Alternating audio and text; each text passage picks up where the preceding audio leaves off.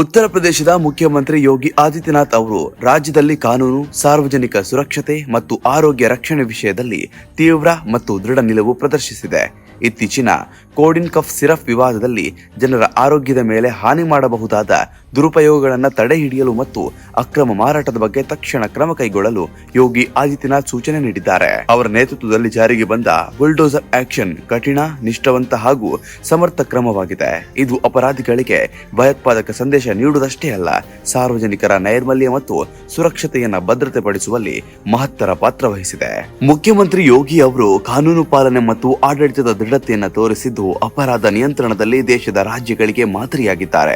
ಜನರ ಹಿತಾಸಕ್ತಿಯನ್ನು ಮೊದಲಾಗಿಸಿಕೊಂಡು ಅವರ ಕಷ್ಟಗಳನ್ನು ಗಮನಿಸಿ ತ್ವರಿತ ನಿರ್ಧಾರಗಳನ್ನು ಕೈಗೊಳ್ಳುವುದು, ನ್ಯಾಯಬದ್ಧತೆಯನ್ನು ಅನುಸರಿಸಿ ಸರ್ಕಾರದ ಪ್ರತಿಜ್ಞೆಯನ್ನು ಪಾಲಿಸುವುದರಲ್ಲಿ ಅವರು ನಂಬರ್ 1. ಇಂತಹ ಕಾರ್ಯಚಟುವಟಿಕೆಗಳು ರಾಜ್ಯದ ಸಾರ್ವಜನಿಕರಿಗೆ ಭರವಸೆ ನೀಡುತ್ತದೆ ಮತ್ತು ಅಪರಾಧಿಗಳಿಗೆ ಭಯವನ್ನ ಹುಟ್ಟಿಸುತ್ತೆ. ಯೋಗಿ ಆದಿತ್ಯನಾಥ್ ಅವರು ಈ ದೃಢ, ನಿರ್ಣಾಯಕ ಹಾಗೂ ಜನಪ್ರತಿಪಕ್ಷ ಕಾರ್ಯಾಚರಣೆಯು ಉತ್ತರ ಪ್ರದೇಶವನ್ನ ಸುರಕ್ಷಿತ, ಶಿಸ್ತುಬದ್ಧ ಮತ್ತು ಜವಾಬ್ದಾರಿಯುತ ರಾಜ್ಯವಾಗಿ ರೂಪಿಸುವಲ್ಲಿ ಮಹತ್ವದ ಹಾದಿಯನ್ನ ಹಿಡಿದಿದೆ.